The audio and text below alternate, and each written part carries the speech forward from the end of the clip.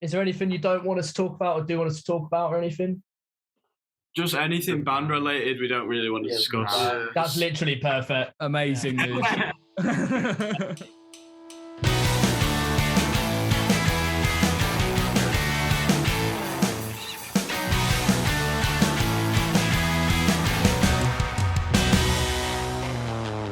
Welcome back then, team. Welcome back to the Scratch Record Podcast. We are joined today by The Objective. How are we doing, boys? You all right?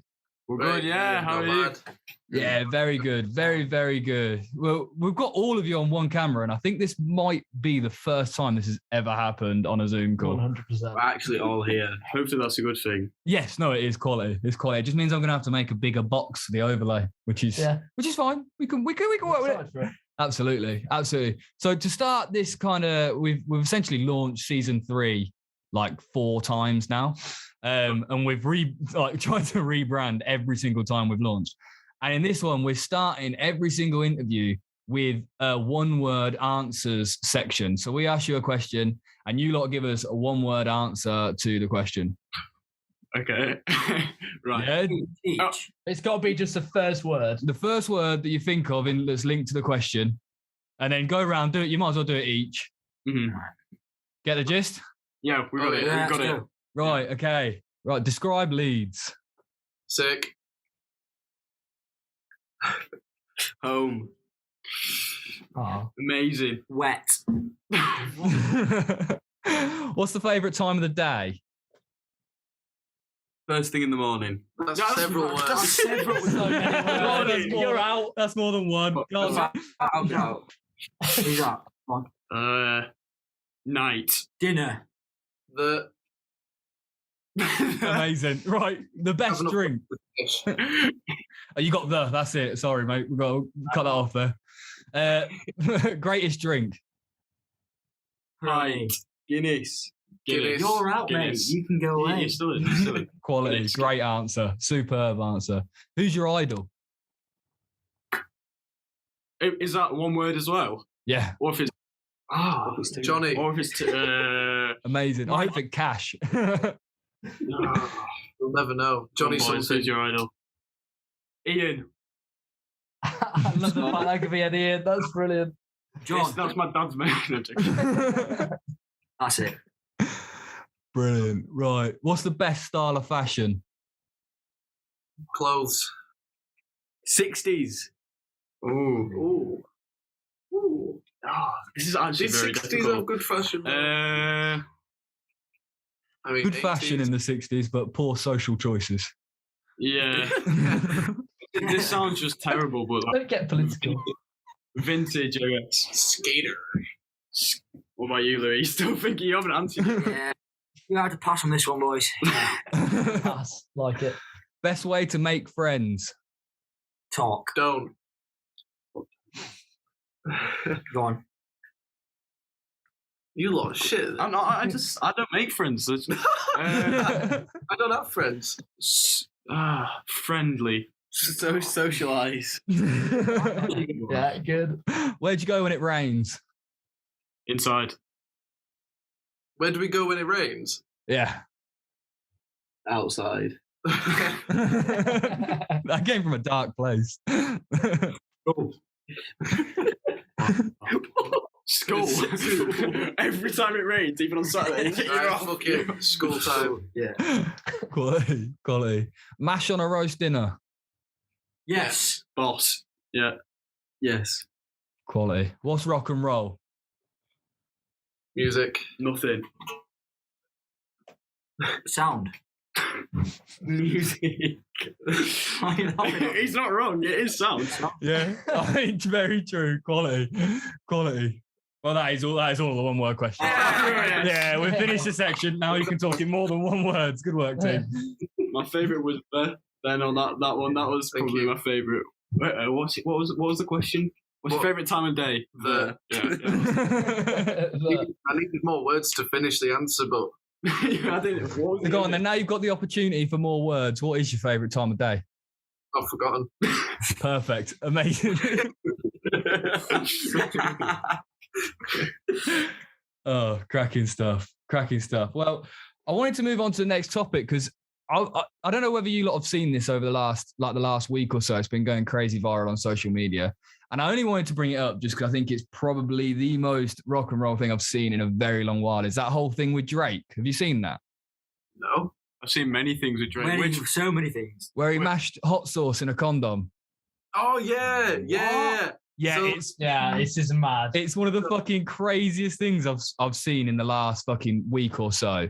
And he's using Johnny, and he like to stop women like taking his projectile semen out of it and like impregnating themselves. He'd put hot sauce in it, so like a woman like whoever he's shagging wouldn't take it out of the bin and impregnate themselves. But someone took it out, tried to impregnate themselves, and burnt their insides because it had hot sauce, and they're suing him now. That is absolutely disgusting. I mean, can you sue him for that if she's taken the condom out? Well, this is what I wanted to discuss. And the answer is definitely fucking yes. She can't sue him. Yeah, you probably can. Yes, I mean, that's weird. Yeah. No, you can't. Yeah, the whole thing's weird. I mean, but no, because technically it's Well, why are you trying to impregnate yourself? Why do you want a baby with Drake? Well, to be fair, I think a lot of women probably want to. yeah, but without him knowing, fucking hell, like having a because you couldn't give birth to a baby and go, Drake, this is your kid, because he wouldn't listen to you, wouldn't he? yeah, pulled it out of the bin like 9 months ago. Yeah. I mean, you'd have to keep another bit of the condom to then prove it's your baby later down the line. You'd have to keep some of it, wouldn't you? You'd have to keep some of it, wouldn't you? Yeah. What are you keeping that in? A small jar in the fridge or something? Like freezer, maintain. Yeah. Back pocket. Just in the cupboard next to your Cheerios. Yeah. And that's a bit fucked up, isn't it? It's like she was trying to have his kid without him knowing about it. Yeah, that is fucked up. How did he predict that was going to happen then, as people tried before? Well, he's so fucking famous. Like that's the element of where I was like, that's the most like rock and roll thing. Like, you are so fucking famous that you have to put something like hot sauce in your condom. So many people want your kids. No, it's a bit wrong. I'm not gonna lie. I think it's a bit weird. It's a bit weird. But like, if you're willing like to go as far as to put hot sauce in it, why wouldn't you just like burn it or something? Like, surely it's easier just to like get rid of it. Just get rid of it once you've used it. Yeah. Yeah, surely you can do something else but hot sauce. Where does I feel like that's like there has to be another option that you can do, right? Yeah. That can't be it's like, oh shit, I don't want people to have my babies. Right, this is game plan. Plan A. Plan A, keep a bottle of Red's hot sauce in your back pocket at all times. The question is that like she still did it, and although she'd have been in a lot of pain, it could have still worked. No? True. Yeah. I mean, no, I think it surely it kills the sperm. Yeah, I mean, even if you didn't... Has that been scientifically tested? Well, if it hurts your mouth when you eat it alone, it must kill little tiny. What, sperm? Yeah. Oh, no, like, yeah. That was quick. No. I'm glad one down, right, how long does it take? Hot sauce, I meant hot sauce. Oh, yeah. I'm glad I've got the clip where you go, yeah. That's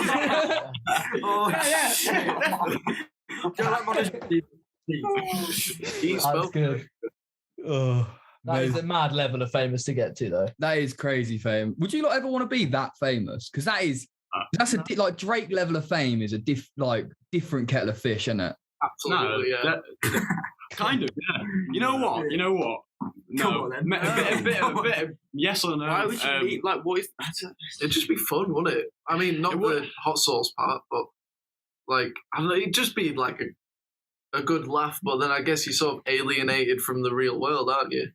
You forget that that's a real person. Like, he's all right at singing, and he's here and there writes all right songs and stuff. Like, but like, that's it. Like, people really like him, but it doesn't make him different from anyone else. And for everyone to know who you are, you'd have to be like have the thickest skin ever to kind of be that level, and literally have an ego that no one could touch, which he probably does. He probably has a point where no one can tell him anything, so it doesn't matter. He knows when that hotline blings, man. He literally does.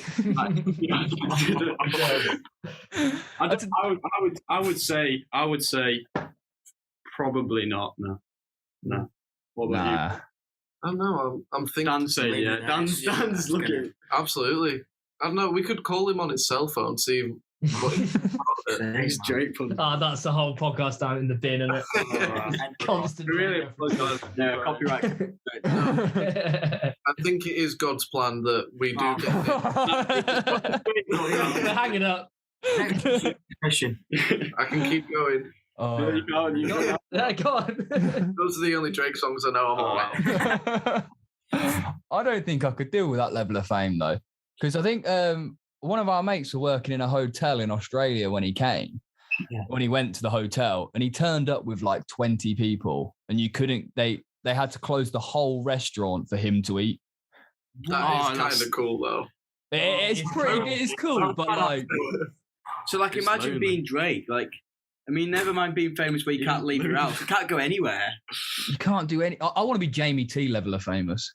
Do you know what I mean? That level where like everyone that's in the know knows, but everyone that's like out and about just probably wouldn't stop Jamie T. Like my mum wouldn't have a fucking Scooby what he looks like.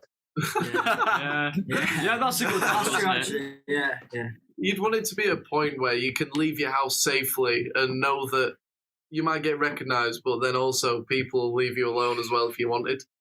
Yeah. You've got to consider also Drake's a solo artist. He's got like, if in a band it'd be different because you know, at least you're all famous together. You know what I mean? At least you got your mates you can go to the restaurant with. That's all right, isn't it? If you go to the restaurant with your mates, that's what you do anyway. So if you're on your own, you've got like Drake's on his own with like 20 like guards. That's just dead. That's just rubbish. Like, what's he going to speak to them about? Like, oh yeah, security's good these days. Like, just rubbish. So I don't reckon I would. I don't think I might. I don't think we will be anyway. I don't think we have to worry about that whatsoever. So, you never know. It's the next 10 years, I think, are indie years. I think we can see indie on the rise. I don't know. Drake is a different level though. Like, I mean, you'd want to be on like a Snoop Dogg level. Like, that's what we're going for. Snoop.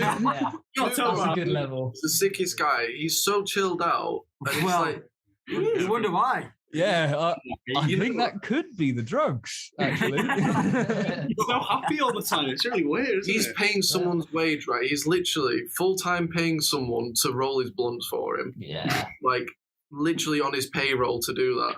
It's mental. I used to do that at uni for free because my mates couldn't roll joints. and someone's getting paid a decent wage as well. You've missed a trick. You should have been charging them. You should have been, 10p a zoot. Yeah, you could have made quite a lot. You could have worked it out. Yeah. Sole trader. What's your main trade? Zoot rolling. Yeah, I'm self-employed. LinkedIn. Imagine how that looks on a CV when he needs to get a new job. It's like, so what have you been doing for the last 10 years? Professional blunt rolling. You've got to be fucking good as well. Yeah. I can roll just a straight zoot. There's no none of this old fucking like crosses and all that jazz when you start getting into the fancy. Doing it with Snoop Dogg, you got to know what you're doing, don't you? Oh, yeah. Well, I feel like you have for the first couple, but then by the time he's like 2 hours in, it won't matter because he'll have no idea what the fuck he's holding anyway. Have you seen the Joe Rogan podcast with Snoop Dogg? I don't think I have watched it fully. I haven't watched it fully. No, I've definitely seen clips, but I've not watched it fully. Dude, they literally just get destroyed for the whole thing, and like they're just talking shit the entire time. It's hilarious. I love Joe Rogan's podcast for that. It's sick. Yeah, they're just too long. His podcasts. I see a podcast and that would be interesting, and it's like 3 hours 15 minutes. I'm like, fucking hell. Yeah, they just get so fucked up on it as well. Yeah, it's cool. Yeah, there's a lack of drugs on our podcast for like. Season 4, we'll get a sponsor. Get a sponsor. Maybe Snoop Dogg will sponsor it directly. That would be useful. Yeah. Tag him in it and tag him in the clip. At Snoop Dogg, at Joe Rogan, at Spotify. Yeah. Good. Well, without wanting to go too serious and ask you about things that you don't want to talk about, you are in a band. We are. Yeah, let's have music if we can. We had a little read up, a bit of research, and it said that some of you started playing together when you were 12. Yeah. Yep. That is very young. And we'd like to dig into a little bit how that came about, how you first got interested in it, what that was like, playing music at school, stuff like that. Well, me and Louis, that's Louis. and that's me. Started the band when we were 12 because we were. Well, I was just writing songs. I wanted a drummer because I thought like we could get away with doing like a Royal Blood thing. It was just two of us, like me and guitar, and it won't work because I didn't want to make anything that's remotely like Royal Blood. But I was like, Louis plays drums, all right. Then I was like, get him a band or whatever, and then we did like a little. Like there was like a festival for like bands and we played it and we were like so bad. We were really just terrible. I just said I could play drums well, but I couldn't. He couldn't really. And I couldn't play guitar that well. I just started learning. Anyway, changed since then. Yeah, nice one, Dan. Anyway, but we played and we were like, oh, that was the worst thing we've ever done in our lives. And then we ended up winning the festival. It was a battle of the bands. They were like, oh no, we really liked you. And we were it was sympathy, really. It was probably sympathy, but we won. And then we were like, oh, we got something going here. And then over the years, these lot joined, which is where we kind of hit our downfall really as soon as. The only reason I learned bass was because when I was like 14, so I was like, I'll let you in my band if you can play bass. And he went and learned it, and I still told him. Yeah, and I got kicked out. I got kicked out, and I came back. I mean, me and Louis have known each other since we were like what, 3? Yeah, 3. Yeah, we went to nursery together. Like on the seesaws and shit. No, all right, it's not. No.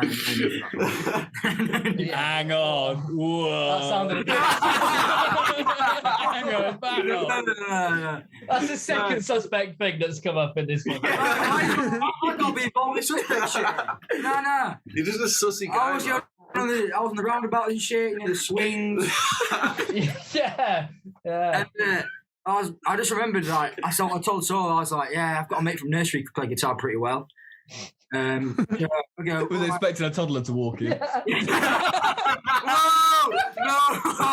I'm so glad you recorded this.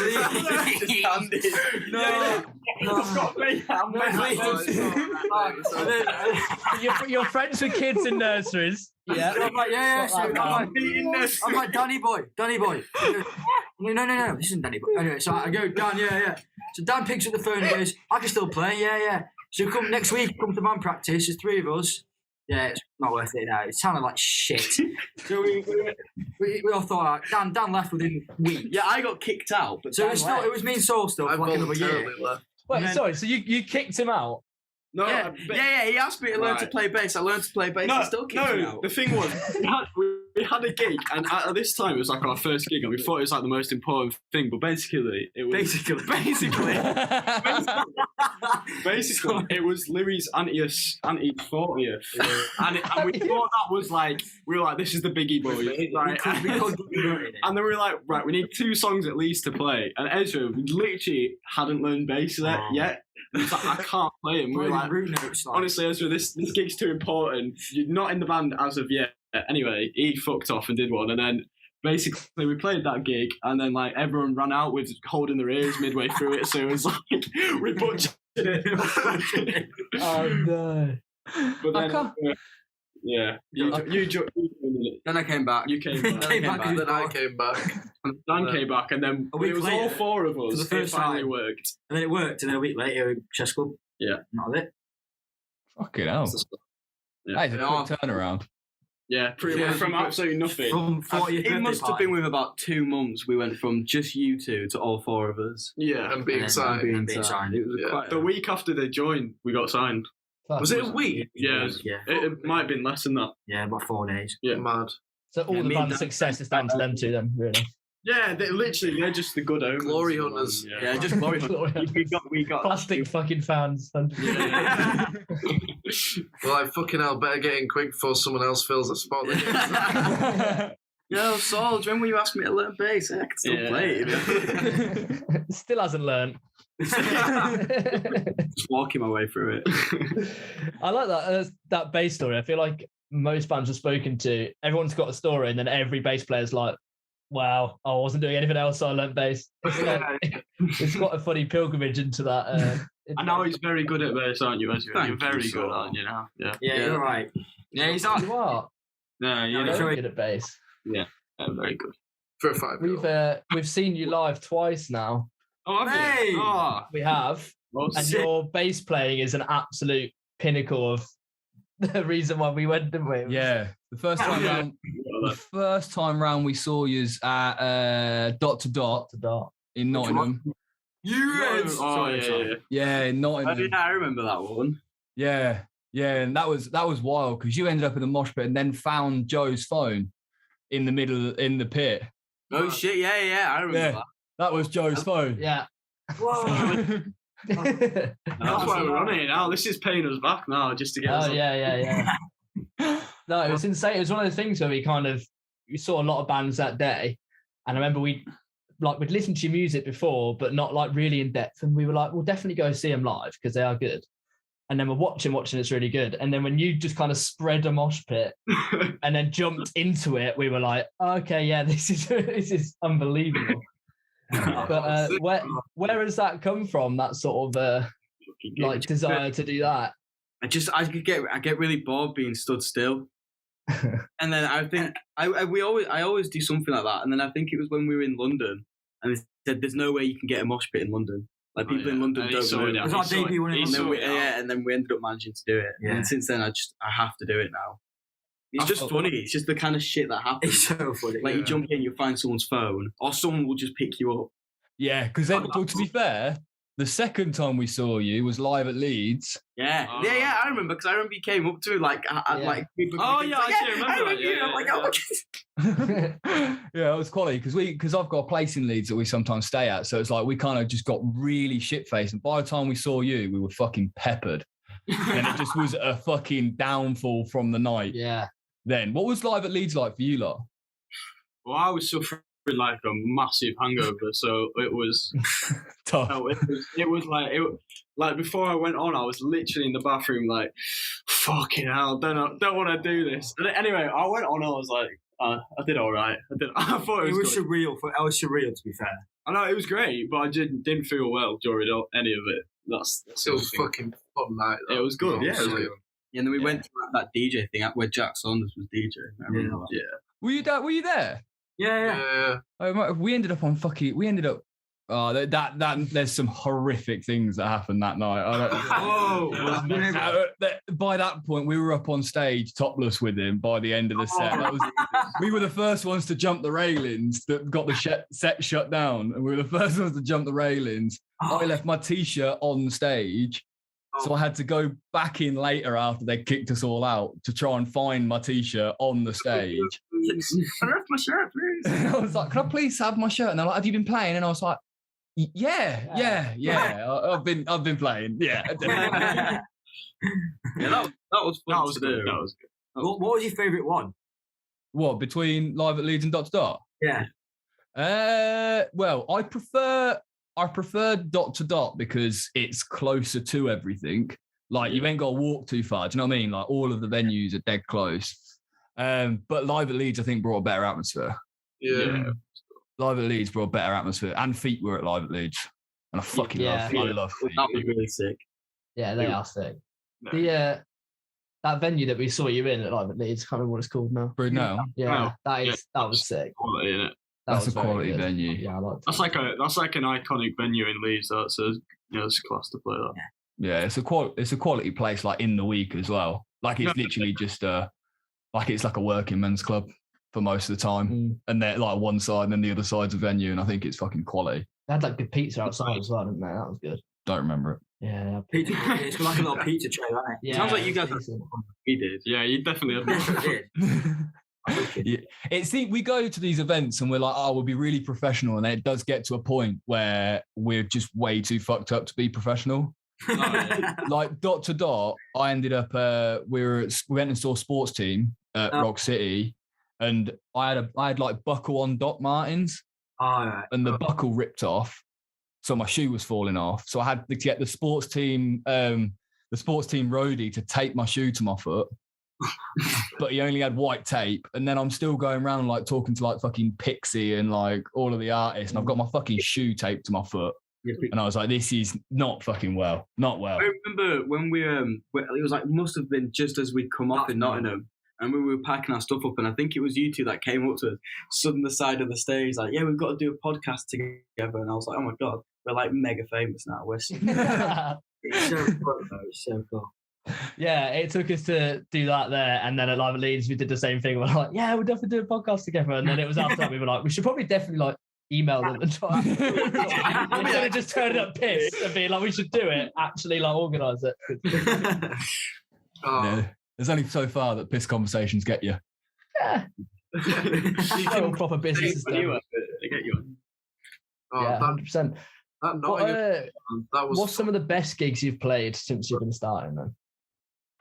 best gig. Best gig. Yeah. Leadmill. Sheffield Leadmill. Sheffield What Leadmill. about the Manchester one? Both of The them. other Both two. of them. Supported Magic We supported a Magic Gang at Sick. O2 Ritz in Manchester and the Leadmill in Sheffield, and they were like mega because like Yeah.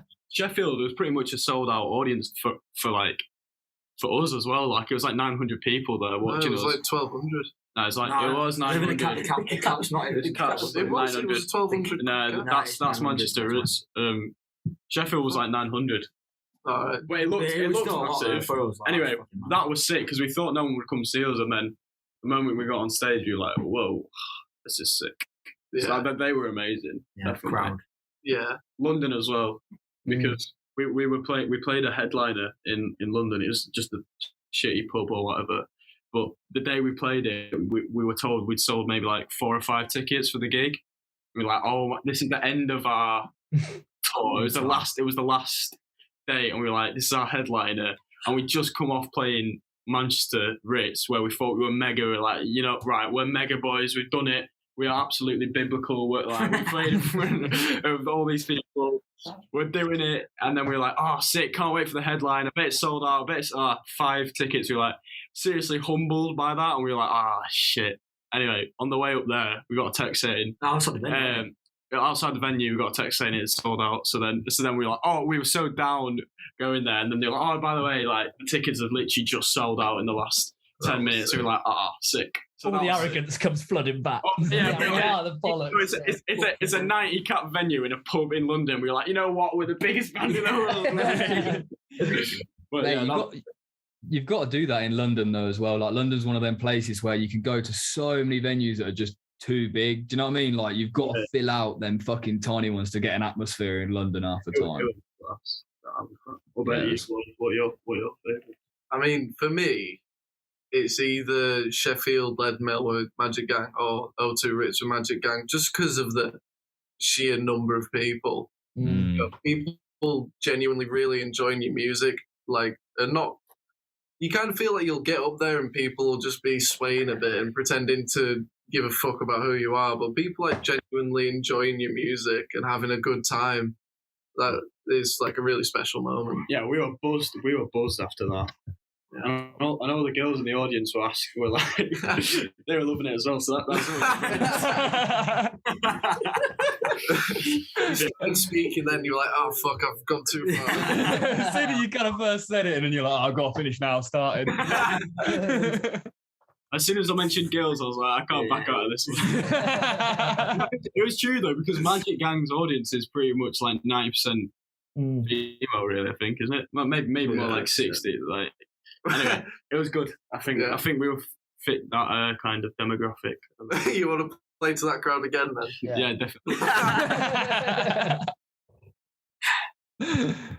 Yeah, that is class. I think especially when it's someone like Magic Gang as well, because it's kind of the indie scene, people come down to support the supports because it's like a big thing. I feel like when you play like, I don't know, slightly more like pop support or something, people don't give a shit. But in that kind of circles of like Magic Gang and that, people are still kind of within the scene if they like Magic Gang. So they're like, we'll go down and check out whoever the support is and you'll get a good amount of people there. Katie J. Pearson as well. She was fucking awesome. Yeah, she was amazing. She supported them. She was like the main support.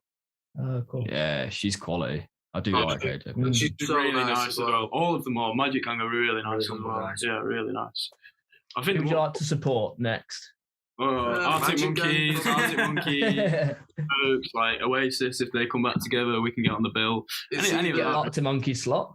Yeah. Above them, actually, they might be supporting us. Support you. Guest slot at Leeds Fest. Yeah, guess what? We're the hidden. We're playing after that. Headliner. Yeah. Really? I'd love to support Fontaine's DC. Oh yeah, that would be mega. They're class. They follow us on Instagram. That's like sick. Oh really? And we're massive fans of them. So have you dropped them a DM yet then? Well, this is our DM. This is our DM. Fontaines, if you're watching this, which you definitely not. Can we support you, mate? That's my message. Excuse me, mate. Can we support you, please? Yeah, we like to support them. Any other bands? Foals. Ooh. That would be very nice. Yeah, Foals gigs are supposed to be mental, are they? Yeah. Didn't you see them? I don't know. Who else? Shane would be a good one. You should support them. Yeah, Shane, that would be class. We went to see them in Leeds like a few times. Oh, they're so good as well. Yeah, they're good. We saw them actually. They were sick then. Yeah, they were really good. Wolf Alice. Yeah, we saw him in Leeds not that long ago. Yeah, Beckett. Beckett. Yeah. The big Beckett. Yeah. No, we were there. Oh, wait, when was that? That wasn't long ago, was it? November, wasn't it? Yeah. It was like November. The exact date and time. Yeah. No, I was going to say the exact time. But they were that was chaos. That was chaos. There was a couple of moments in that where it was such a weird crowd, wasn't it? Because there was like the ones that stood just round the edge, and I was like, surely you've only heard this because it's been on like Steve Lamack or something. Do you know what I mean? Yeah. They're all into them though. They've got a big fan base. You two went, didn't you? Yeah, we did. Yeah, it was good. Yeah, it's a weird room that as well because it's like wider than the stage. Yeah, it is. Like it kind of keeps going further than you think. I thought it was a bit weird. It's really wide. Yeah, Beckett's It's got a balcony as well, hasn't it? Yeah. Sick venue. I love that place. Yeah. It's sick. We saw who did we see it live at Leeds though? Larkins. They were surprisingly good actually. They really surprised me, Larkins. Yeah, they're really good. Because I see them in a similar vein as like 1975. And I'm always a bit like I'm in an iron with 1975. So I feel like then I went to them and they've got that. Is he a guitarist? What is he? The one with a green Mohican? Yeah. I think guitarist. Whatever he is. Yeah, something like that. Well, we saw King Cruel there. Yeah, we saw King Cruel there. Oh, I bet that was good. That was amazing. That was cool. We saw King Cruel there. Sick. Yeah, he's a hero. There'll be a dream support as well. Yeah, their quality. Yeah. Like the when Feet supported Inhaler there. that was good. Yeah. That was there. Yeah. Quality venue. Leeds has some fucking sick music venues. Yeah, it does. Yeah, like all the venues in Leeds are really good. Yeah. Like even like the small ones are sick, and then even the big ones are good. Like even the big ones, like Stylus and Beckett, they're still all mint. Yeah. Well, we support pretty much anyone. It's about just playing gigs now, isn't it? Really, it's fun, isn't it? It's like just playing. That's it. Would you play Birmingham? We played Birmingham. Would you play it again? Yeah. No, I didn't. I said hard because it was like they didn't want us there. No. I'm not saying that. They were clapped at some points. Like the Magic Gang there as well.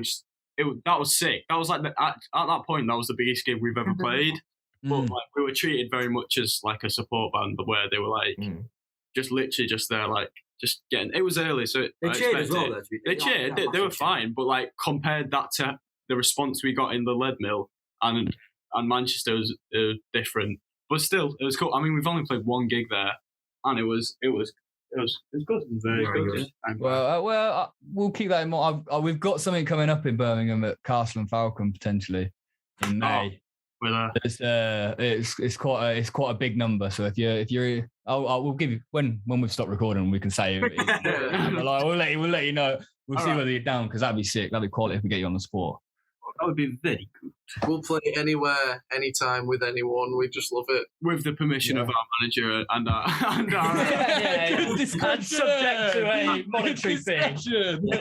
That was in the paper. Sponsored by Chess Club Records. And speaking of management and things like that, again, music. You've got an EP out. Yeah. How was that process? Were you pleased with it? How did it go down? It's terrible. Yeah, shit, innit? Music talk. That's right. But honestly, it's been amazing. Like we went from releasing, like me and Louis were in lockdown, we were releasing demos and just getting like hundreds of streams to like getting signed and then releasing Driving Mind as our first single, and that's on like 150,000 streams now, something like that. and like that's just mega for us, really. And like we've got our EP on vinyl. Like I have it in my room. I can put it on a record player and listen to my own songs on vinyl, which is sick. Weird. Which is like awesome. And yeah, I think it's just a start for us, really, and we're just happy. Very happy with the sound. We're happy with the songs, and we think it'll hold up in time, even if we hopefully get better and better, improve. But we're definitely happy with it. It's given us like a nice taster. It's left us wanting more, really. Yeah, definitely. 5 songs have given us like a tour around England. Yeah. Signed to a label, management.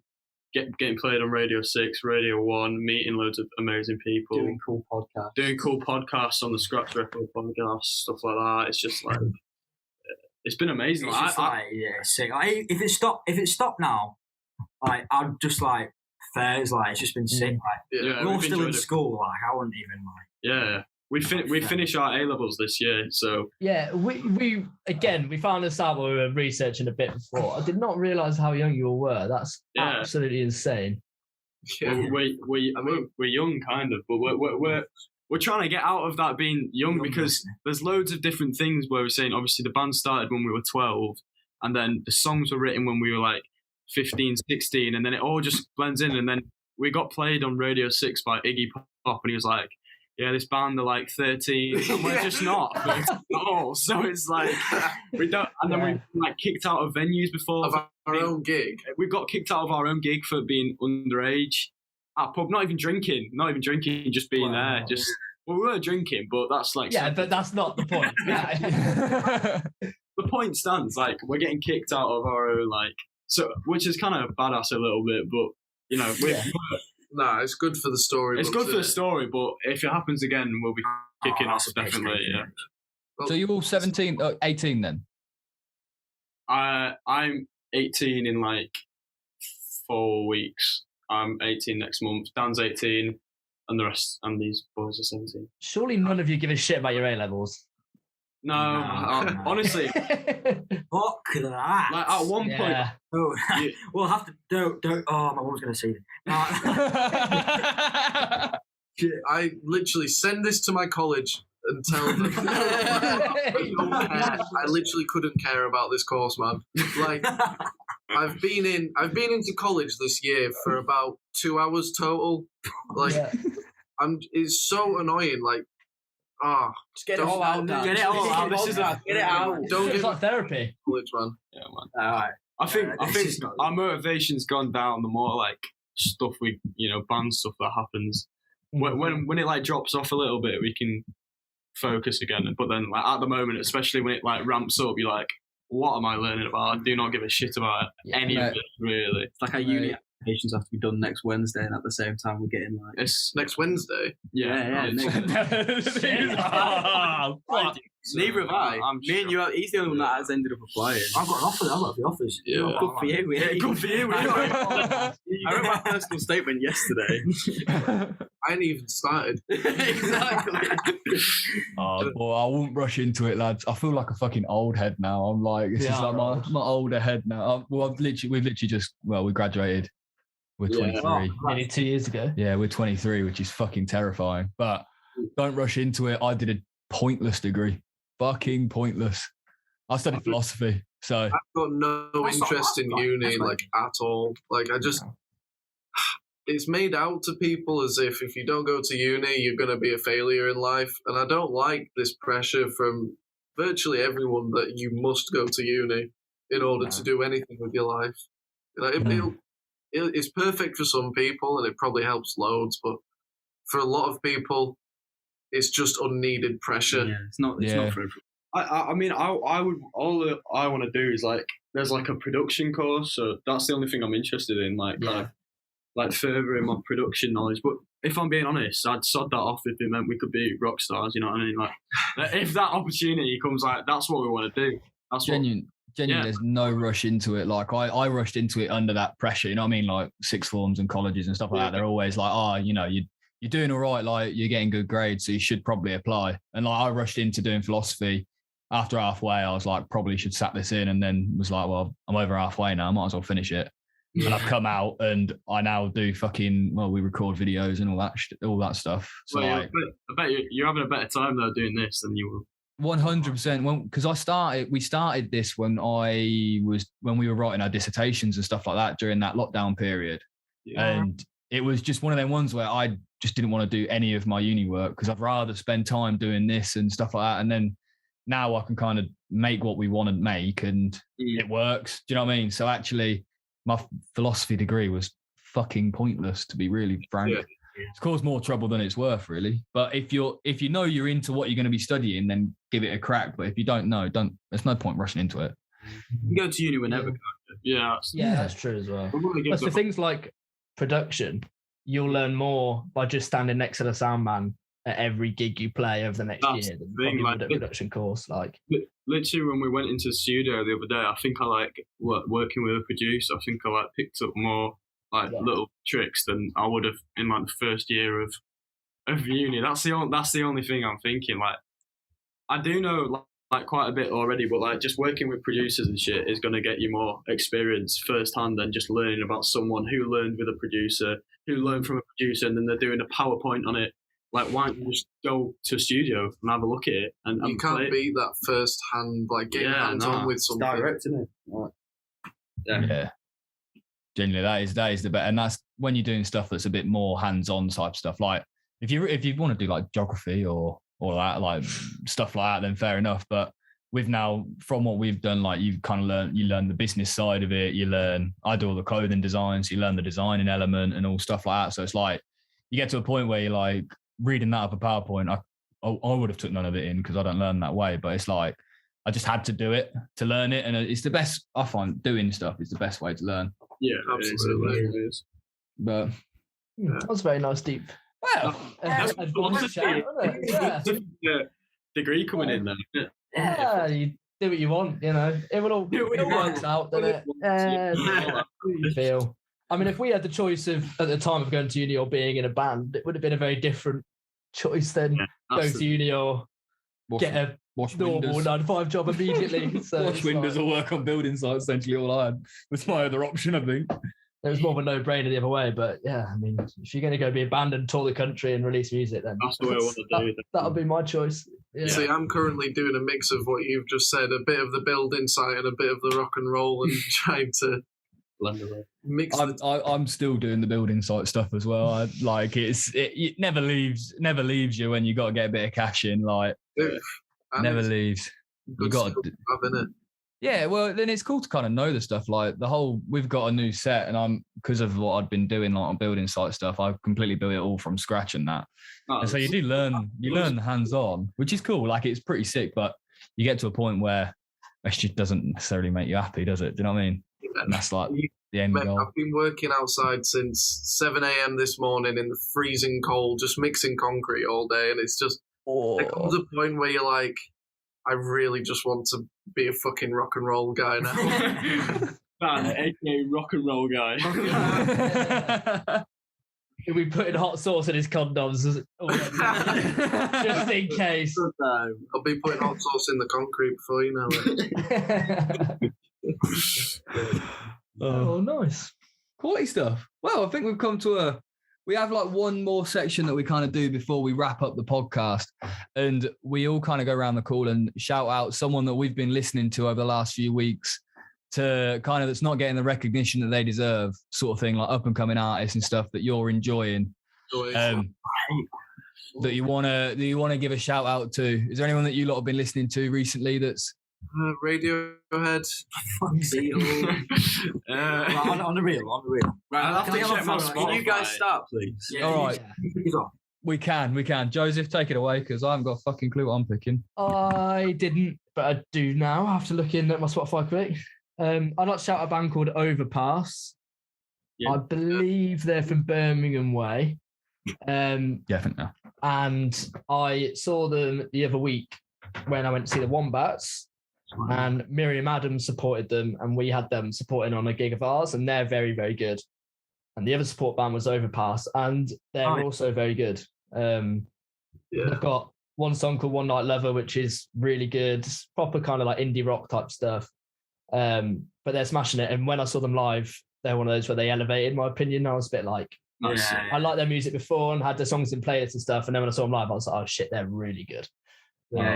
So yeah, they stepped up a level and they did well because the crowd was fucking massive as well. So they handled it well. So yeah, they're class, overpass. Yeah. What was Miriam Adams like at that gig? Unbelievable. They were so good. Have you boys heard of Miriam Adams yet? No. I can see you lot doing some form of gig together at some point because they are fucking quality like that. Like arrogant in your face, but also like they cross like boundaries that are, I don't know, like you don't really expect for a gig. No. We put them on one of our Lou gig in October, November, whenever it was, and he came in and he had like this crop shirt on and just shouted at the crowd, and I was like, this is fucking belter. Like the confidence that he had. And they've got a song called Mosh Pit to generate a mosh pit at every gig they play and stuff like that. They're just And no, they were really good. And considering they're supporting Wombats, I was like, how is this going to go down with the Wombats crowd? And they loved it. Everyone was like jumping around. Big really? Yeah, got right into it. Yeah, class. Big up them. I want to shout out, I don't know, Nova Cub. I spoke about them ages ago and they still haven't been picked up by someone. Nova Cub, they've recently released a song called She's Just an Ex, and they're indie pop, but like very jingly. Is that probably a good way to describe them? They're a bit more on like the higher end of the spectrum. It's pretty quite relaxing, dream poppy type stuff, but more indie. It's quite cool. I like Nova Cub. Good. And they've got the lead singer's got a fucking amazing voice. And also I can't stop listening to Wet Legs. Wet Legs song, like leading up to their album release is going to be fucking nutty. Yeah. I've got a couple. Go on. So Oasis, Wisteria Grove, Drake. There's two. I remember seeing what were they called? The Hubbards live at Leeds years ago. Mm-hmm. They're fucking sick, but they haven't released anything in a few years now, I don't think. And like when they played live, they're really, really cool, and they've got some awesome tunes. The Indigo Project as well. I don't think they're doing anything now, but they've got some really cool tunes. Nice one. That's all I can think of. I like a band called Geese. I think they're from like New York, and I've got that album called Projector, and they're on Partisan Records, same as Fontaines and Idols. Okay, yeah. And it's really well produced. Yeah, I like it. I swear down, they're like I was reading up, but they're like nearly our age. They're like 18, 19. They're sick. But they're really cool. Yeah, they're proper sick. That's right. Very cool. Yeah. Any more you want to shout out before we? Yeah, Ezra, you got any? Yeah, there's this band. They're playing. I think they live in Leeds now. Called Perspex. They're sick. I literally go to they're really cool. They're like a post-punk band, but they do like some garage rock stuff as well, and they're proper sick. Yeah, that's my choice. Nice. One I'd shout out. There was a band that actually supported. It was Shame. Let me get them. There's two bands that supported Shame. Were sick. Yeah. So one of them's called Sam Akpro, and he supported them, and it was kind of like Deftonesy at some points, but it was a bit like King Cruelly as well, like that kind of blend. But it was really heavy and cool, but his voice was really sick as well. And we just walked in and they were like proper going for it, and the crowd was kind of like half full and just nodding, but they were going for it. So he was sick. And then a band called the Goa Express. Oh yeah. They're sick. I mean, the singer's got a really cool voice, and I really like a song called Second Time. That's like the big one, and that's really good. And I think they had a song called like something about in the UK, like everybody in the UK or something. I think it's unreleased, and that was really cool. That was cool. He's got a really unique frontman style, hasn't he? Yeah, we saw them support Shame, didn't we? Yeah, cool. He's such a unique style of like it's almost like the guitarist that kind of would be the one that spoke to the crowd. Yeah, and he just like would turn around, like look at the drummer, and I'm like, I like this. Yeah, they were cool. They were very cool, very cool. Well, right then, boys, let's wrap up the podcast. That was a quality podcast, boys. Thank you very much for coming.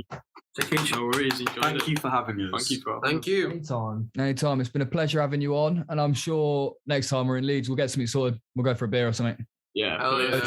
Yeah, of course. Yeah.